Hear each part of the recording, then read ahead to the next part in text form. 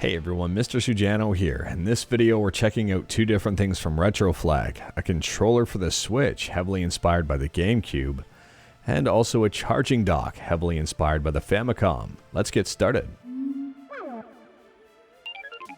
Alright, to kick things off, Retroflag sent me this stuff for a fair and honest review, and that's exactly what we're going to do here.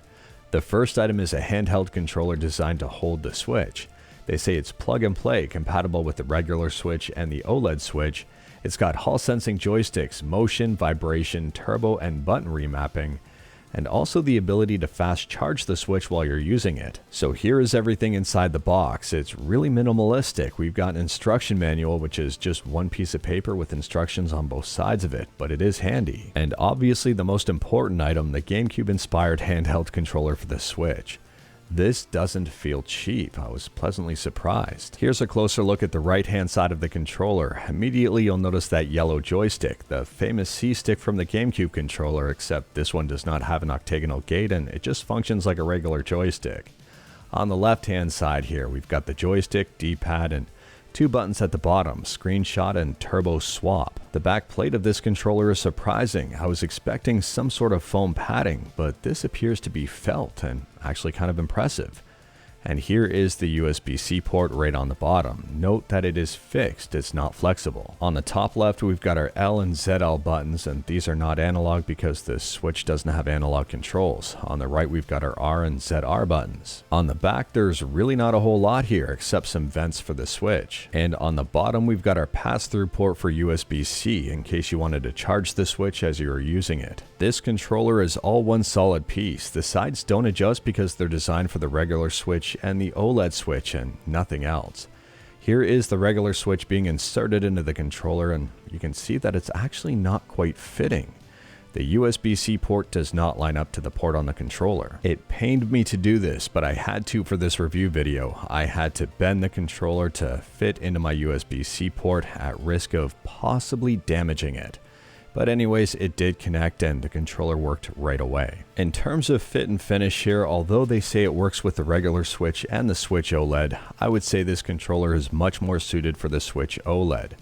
There is a gap on the left and right hand sides here, and as you saw, the USB-C port didn't line up with the regular Switch, which is a huge downside.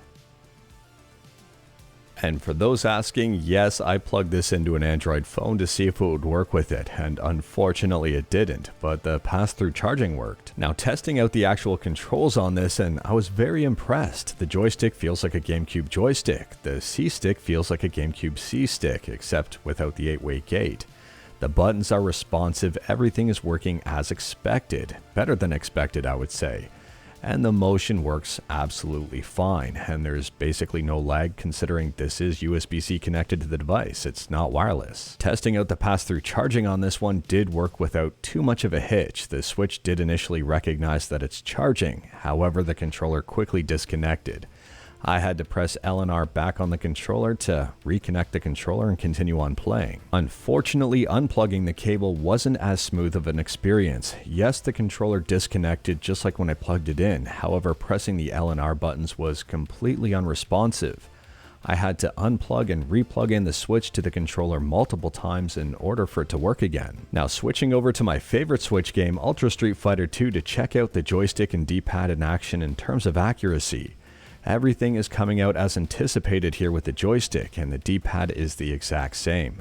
The joystick is great, the D-pad is also great. And here's the second item that was sent to me, the Retroflag Joycon charger in the style of a Famicom.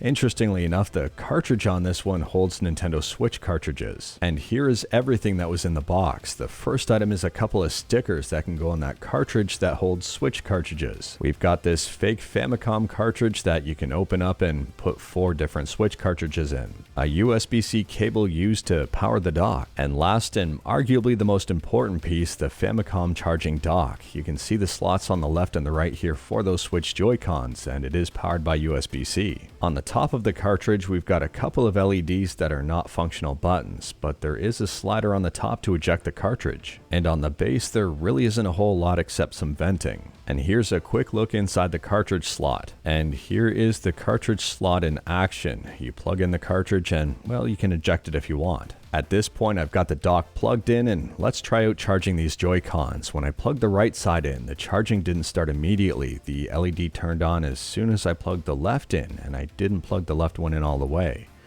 This was very interesting. There seemed to be a bit of delay. However, when I unplugged the Joy-Con and plugged it right back in, it started charging right away. So I'm wondering if this was possibly just a first time thing. And here's what it looks like when everything's plugged in and charging. And to me, this looks pretty cool, and it is charging the Joy-Cons. I really don't have much of an issue with it. So let's get into what I liked and what I didn't like about each item and whether or not I'd recommend either of them. And we'll start out here with this handheld controller. So I like the overall concept of this. It does not feel cheap. The joysticks are great, and they're Hall effect joysticks, so you don't have to worry about them drifting. The D-pad, the buttons, they're great. The response time on this is amazing because it plugs directly into your Switch. You don't have to worry about a wireless delay. The pass-through charging on this works extremely well. The vibration is okay. The motion controls are great, and I like the button swap feature that you have available if you wanted to use it. I think where this falters is the design for the regular Switch. I think it would fit a Switch OLED a lot better, but for the regular Switch, it doesn't really fit all that well. There are some gaps on the side, and the USB-C port doesn't line up. And now for the charging dock. This one is pretty simple. It's a charging dock.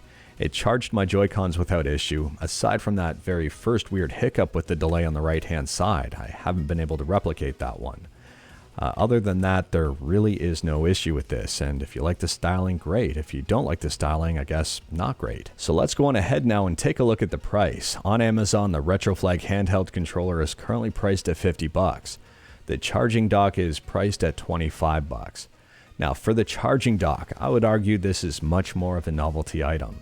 If $25 is worth it to you, then sure, I guess. If you don't care about the aesthetic, there are cheaper options out there that'll charge more Joy-Cons and arguably possibly look better if you don't like the Famicom look. For the controller, this one is interesting. At $50, I don't think it's overpriced. However, if you have a regular Nintendo Switch, I cannot recommend this because I don't think it's designed for a regular Switch. They say it is, but I don't think they should have said it is. I mean, it didn't fit my Switch well at all. It didn't line up with the USB-C port, and I think that's a fatal design flaw. I think the Switch is at risk for damage if you were to use this for longer periods of time with it, or to shake your Switch around when it's in the controller. So at that point for me, it's an absolute no for the regular Switch. And taking a look at some of these Amazon reviews, and I don't want to say anything negative here because I didn't have any issues with it, but it looks like some people had a few quality issues with it. So I guess if you've got a Switch OLED and this is interesting to you, then go on ahead and check it out. I can't guarantee that everything is going to line up, but from what I've seen so far, it does fit the Switch OLED a heck of a lot better. But anyways, that is all I've got for you in this one. Straight to the point, all stuff and no fluff. Shoutouts to Retroflag for providing both of these things for a fair and honest review. Let me know your thoughts on the handheld controller or the charging dock, or both, in the comments below. If you liked this video, leave a like. If you didn't like this video, leave a like. Hit that subscribe button, check out my other videos, don't tempt fate, save your state.